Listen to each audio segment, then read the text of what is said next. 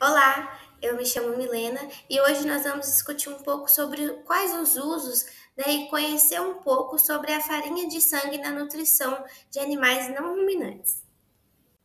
Bom, então qual que é o conceito, né, para a gente conhecer um pouco mais a farinha de sangue?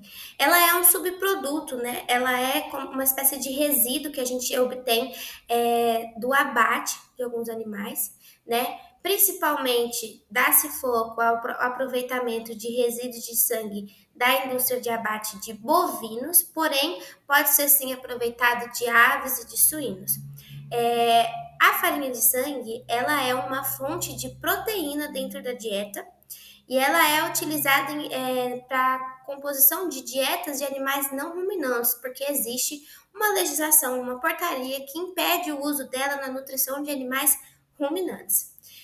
Por que ela se torna, então, uma fonte proteica dentro da dieta e por que ela é tão utilizada assim dentro da nutrição, principalmente de aves e de peixes? Porque ela é uma excelente fonte de proteína, contendo, né, aí 85,8% de proteína, e ela também tem um custo-benefício muito bom, né, na composição da dieta. Então, ela favorece tanto nutricionalmente quanto financeiramente. Bom, então agora nós vamos falar um pouco sobre o processamento dessa farinha. Porém, antes disso, nós precisamos discutir qual é o panorama de produção dela no país, tá? Então, assim, no ano de 2023, a Associação Brasileira de Reciclagem Animal, a ABRA, emitiu um boletim que diz que a indústria de abate produz cerca de 13,9 milhões de toneladas de resíduos de sangue, principalmente, por ano, né? Isso em 2023. Hoje deve estar se produzindo ainda mais. Porém, parte desses 13 milhões de toneladas é destinada à produção de farinhas e de óleos, né? Cerca de mais ou menos 5,9 milhões de toneladas. Dessas 5,9 milhões de toneladas, 129.266 toneladas são destinadas única e exclusivamente para a confecção da farinha de sangue, né?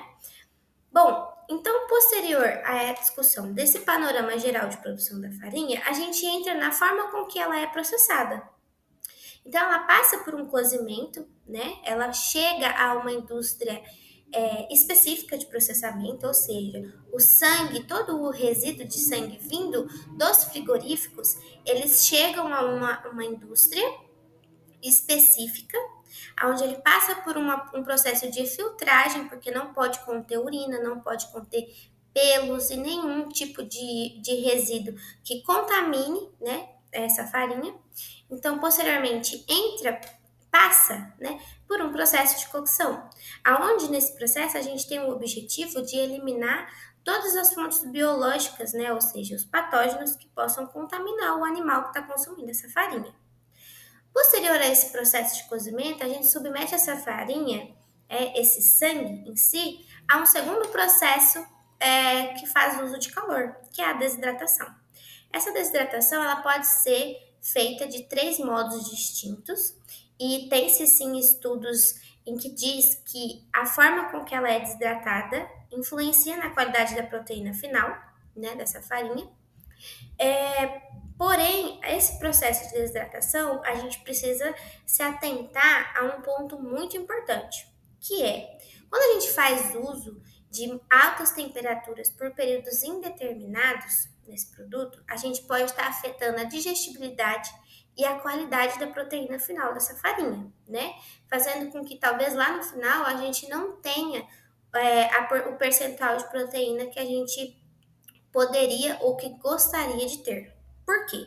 Porque quando a gente submete, né, as proteínas em si a grandes temperaturas, a altas temperaturas, por longos períodos, a gente prejudica os aminoácidos que compõem essa proteína, certo?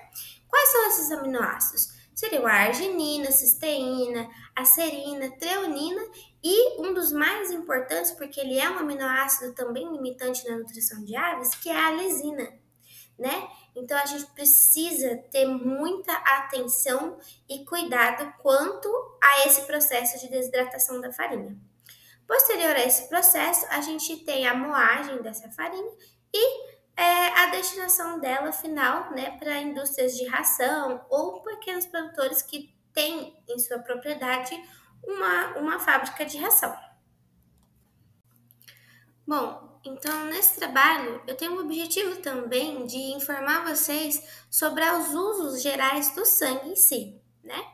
Então, quais seriam os usos, né? Quais as possibilidades da gente aproveitar o sangue vindo da indústria de abate na nutrição animal? Hoje a gente tem produtos, né, que fazem uso do sangue, que é a farinha, o plasma sanguíneo e as hemácias. Entretanto, a gente tem alguns impasses aí no uso deles. Por quê? Porque a farinha de sangue ela é a mais acessível e posteriormente nós vamos discutir, fazer uma comparação nutricional desses três ingredientes, né? Porém, a farinha ela tem um custo-benefício muito bom e ela tem uma fonte proteica boa. Já não se pode dizer o mesmo do plasma e da hemácia. Então, devido aos altos valores aplicados, né, a esses produtos, também devido à dificuldade de extração e aproveitamento deles, a gente não consegue viabilizar ou implantar com tanta facilidade esses ingredientes da nutrição, né? Então, aqui eu trouxe um comparativo de valores para a gente entender o porquê que se utiliza mais a farinha do que o plasma e as hemácias dentro da nutrição, certo? Então, a farinha, ela tem um valor tabelado por quilo, aonde a gente tem que o máximo que se paga no quilo dessa farinha hoje é R$ 3,10 e o mínimo é R$ 3. Então, ele tem um custo-benefício muito bom por quilo, fornecendo uma ótima quantidade de proteína. Já o plasma, ele deixa um pouco de ser viável, né, tendo valores relativamente altos, né, que você compra unidades de 25 quilos, sacos de 25 quilos, aonde o máximo pode chegar a R$ 1.700 e o mínimo R$ 1.529, né, são preços tabelados. Além do empecilho de valor desse produto, ou seja, do plasma, a gente tem a dificuldade de processamento e de encontrar ele para compra, né? Então é um produto que ele tem determinada restrição de produção. Como vocês podem observar, as hemácias eu não consegui encontrar nem valores e nem empresas que produzem além da JBS. A JBS ela tem uma indústria destinada ao aproveitamento dos resíduos, né, de abate. Porém, a gente não se tem valores certos aos quais a JBS comercializa hemácias e nem o formato, né, se é em pó, como que ela comercializa isso. E muito provavelmente ela produz para autofornecimento, né? Ela não comercializa em grande escala a hemácia. Então, aqui vocês conseguem observar de modo muito claro quais são as dificuldades em que a gente tem de aproveitar todos os produtos advindos do sangue, né? Então, realmente a gente tem uma maior facilidade tanto de compra quanto de encontrar, né, no comércio a farinha, né, do que os demais produtos. Mas é importante salientar que eles existem, eles são aproveitados, porém eles têm esses impasses, né, que impedem o seu aproveitamento em grande escala. Bom, então tendo feito um comparativo de valores e de produção desses três ingredientes, agora nós vamos entrar em uma comparação dos valores nutricionais de cada um, dando ênfase, né, na proteína bruta desses três ingredientes. Aqui nós temos uma tabela que expressa os valores e os constituintes nutricionais do plasma sanguíneo, aonde a gente vai dar ênfase à proteína bruta, né, de cada um deles, sendo que aqui no plasma a gente tem cerca de 71,7% de proteína bruta dentro da composição do plasma sanguíneo. Já na composição nutricional das hemácias, a gente pode observar que a proteína bruta das hemácias é de 88%, ou seja, ela expressa um valor proteico muito alto, muito bom, né, e relativamente maior do que do plasma. Bom, então quando a gente chega aqui nos valores nutricionais que compõem, né, a farinha de sangue, a gente observa que ela expressa um valor proteico, como já dito anteriormente, de 85,8% de proteína bruta, o que comparando aos demais ingredientes, ela fica um intermediário, né? Ela tem menor valor proteico quando comparado às hemácias, porém maior do que o plasma sanguíneo, né? Porém, o que torna o uso dela maior, como já dito, é a sua facilidade de produção e também o seu valor. Então, esse seria um dos únicos motivos pelos quais a gente se tem maior proporção de uso da farinha do que do plasma e das hemácias. Bom, aqui nós já temos uma tabela, né, que reflete, que expressa os valores em percentual dos aminoácidos que compõem, né, a farinha de sangue. E aqui nós vamos dar ênfase a alguns que têm uma fundamental importância dentro da dieta de aves, né, aonde a gente tem aqui o percentual de lisina, metionina e arginina destacado, porque mais para frente nós vamos discutir qual é a relação entre eles. Aqui a gente expressa, né, os valores dos percentuais de lisina e metionina, principalmente, né, a gente dá foco a eles porque eles são os dois primeiros aminoácidos limitantes quando a gente se refere a aves de corte.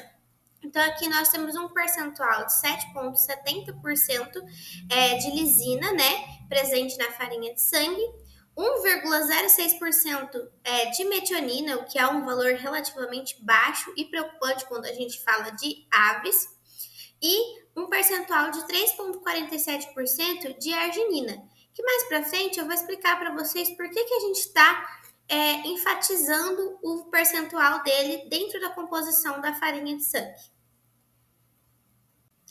Bom, então, outro aminoácido que eu também quero dar ênfase dentro dessa tabela nutricional e que mais para frente eu vou esclarecer o porquê que eu estou enfatizando ele, é a cisteína. Porque a cisteína a gente tem um valor relativamente muito baixo, que consegue ser menor que a metionina ainda, né? Que é um valor de 0,64% dentro da composição da farinha.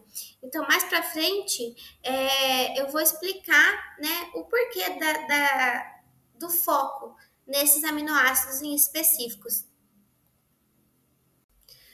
Bom, e agora eu vou apresentar para vocês um estudo, né, um uso de um artigo que nós vamos discutir, né, os resultados, nós vamos avaliar o trabalho feito nesse artigo.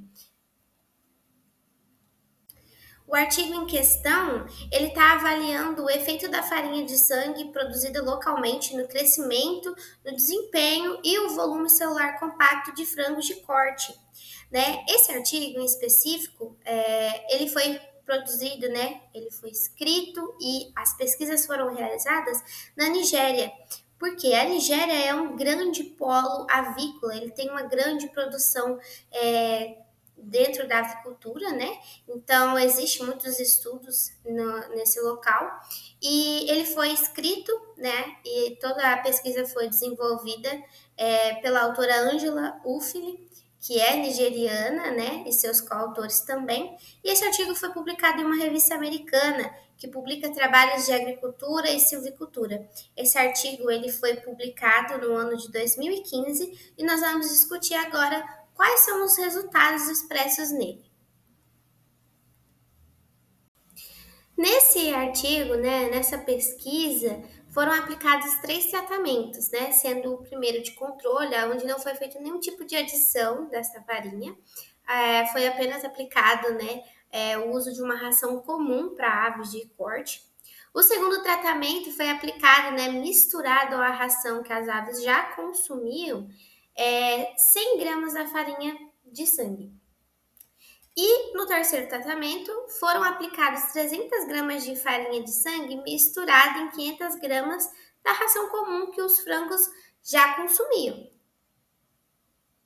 Bom, então aqui a gente chega agora nas análises de resultados, né, dessa pesquisa, aonde a gente tem os resultados expressos em dois diferentes gráficos. Porém, nós vamos partir desse aqui porque ele justifica os resultados do segundo gráfico, né? Então aqui, quando vocês observam, a gente tem o percentual de PCV, que é uma sigla em inglês que quando a gente traduz ela para o português significa volume celular compacto. Né? Esse gráfico demonstra para a gente que o tratamento 2, onde foi adicionado 100 gramas da farinha de sangue à ração, obteve um melhor percentual desse volume de células compactas. Né? Ali é onde é expresso entre 42% e 43%, né, desse volume celular. Ok, agora a gente precisa entender o que esse volume celular em maior proporção infere nos resultados. Quando a gente tem um valor médio específico ou um aumento do volume dessas células compactadas, a gente está inferindo a seguinte informação, que está chegando o nível ideal ou aumentado de oxigênio em todos os tecidos musculares do frango, o que influi sobre a conversão alimentar, todo o aproveitamento de nutrientes pelo organismo do animal. Ou seja, quando a gente tem uma proporção aumentada ou ideal dessas células compactas, a gente tem um bom desempenho no ganho de peso das aves, porque elas conferem uma oxigenação completa, né, ou um volume suficiente de oxigenação nos tecidos musculares das aves. Então, por isso, a importância de determinar o volume ideal ou aumentado dessas células compactas. Chegando aqui no segundo gráfico que expressa os resultados dessa pesquisa, a gente tem, né, que o segundo tratamento também obteve melhor resultado. E como dito anteriormente, a proporção, né, das células compactas expressas no primeiro gráfico influi sobre o ganho de peso dessas aves. Um segundo fator que a gente deve analisar e questionar dentro desse gráfico aqui em específico por que o tratamento 2, em que a gente teve a adição de apenas 100 gramas da farinha de sangue, obteve melhores resultados de ganho de peso que o tratamento 3, que teve 300 gramas de farinha de sangue adicionado. A priori, quando a gente olha esse gráfico, a gente entende, né? É a primeira questão que vem na nossa mente, que por que o tratamento que foi adicionado maior percentual de farinha não obteve melhor resultado? Isso pode ser explicado justamente pela relação entre os aminoácidos que eu destaquei para vocês lá nas tabelas nutricionais anteriormente. Por quê? A gente precisa entender que a lisina, que é um aminoácido essencial limitante, possui uma relação antagônica com a arginina, que eu também destaquei lá na tabela nutricional. E aí, quando a gente tem um excesso de lisina, como foi o caso do tratamento 3, em que entende-se que se eu adicionei uma maior proporção da farinha de sangue, automaticamente eu adicionei uma proporção bem maior de lisina, né? Quando a gente tem esse excesso de lisina, ela causa um desbalanço nas exigências da arginina. Então, como elas têm um efeito antagônico entre elas, a lisina ela afeta, né? Ela aumenta a exigência de arginina na dieta. E como no tratamento 3 foi feito somente a adição de maior quantidade de lisina, né? Subentende-se isso, e não foi feita uma suplementação a mais agora de arginina exigida, afetou-se o desempenho das aves. Por que afetou o desempenho das aves?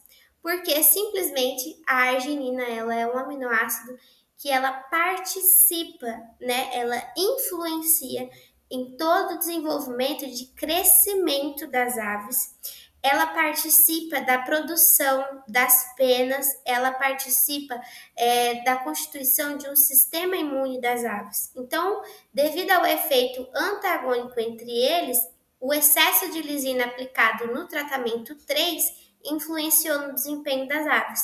E por isso a dieta 2, que teve menor quantidade de farinha de sangue adicionada, obteve um melhor desempenho. Bom, então, como todo e qualquer ingrediente que eu pretendo utilizar em uma dieta, eu preciso ter consciência de quais são os impasses na utilização desse ingrediente, quais são as restrições que ele pode fornecer, né? E a farinha de sangue, ela tem sim alguns impasses, né? Nada que impeça de utilizá-la, porém ela tem alguns impasses que a gente precisa salientar aqui, que é o baixo nível de metionina presente na composição dela, que eu destaquei para vocês lá na tabela nutricional. Lembra que eu falei que ela tem um percentual relativamente muito baixo? E o que se infere? A metionina, ela tem uma relação, né, direta com a cisteína, um outro aminoácido que eu também destaquei para vocês o percentual dele na tabela nutricional. Esses dois aminoácidos, eles são precursores de algumas reações, né? E também eles são precursores da coenzima A, da taurina, entre outros compostos. Eles participam diretamente, né, da síntese de penas e o que se infere? Isso infere em todo um desenvolvimento e crescimento, porque a metionina não participa só disso, né? Ela é um aminoácido limitante também e ela é muito importante. Então, quando a gente tem um nível baixo dela na dieta, a gente precisa ter consciência de que nós vamos precisar suprir essa necessidade de metionina, talvez com outros ingredientes ou com aminoácido sintético. Um outro impasse na utilização da farinha é que, por ser um produto advindo de sangue, ela tem alta concentração de ferro. E o ferro, ele é um micromineral que compete com outros pelos sítios de absorção. Então, o ferro, quando em altas concentrações, ele vai competir e ele vai acabar inibindo ou impedindo a absorção de outros microminerais. Outro problema quanto ao uso do ferro em excesso, né, quanto à aplicabilidade dele em excesso dentro de uma dieta, é que ele vai, de certo modo, ir se acumulando, podendo sim gerar distúrbios hepáticos, que por consequência infere futuramente em diversos outros distúrbios metabólicos. Por fim, o último impasse, como eu já disse lá no começo, né, na etapa de processamento, a gente tem uma variação quanto à digestibilidade e à qualidade da proteína presente na farinha de sangue e específico em relação à lisina, né, fornecida nessa farinha. Então, é importante a gente saber como o nosso fornecedor dessa farinha faz o processo de desidratação da mesma, porque pode ser que o nosso produto final não tem o percentual de proteína que a gente esperava. Bom, então aqui a gente tem algumas referências, né, do meu trabalho que foram utilizadas. Todos os dados nutricionais, né, de todos os compostos apresentados nesse trabalho foram tirados da tabela brasileira de nutrição de aves e suínos, né, a última versão, a quinta edição dela, que foi lançada no ano de 2024. Bom, então eu agradeço a atenção de vocês. Espero que eu tenha agregado conhecimento quanto ao uso, né, desse ingrediente e quanto à sua aplicação. Obrigada.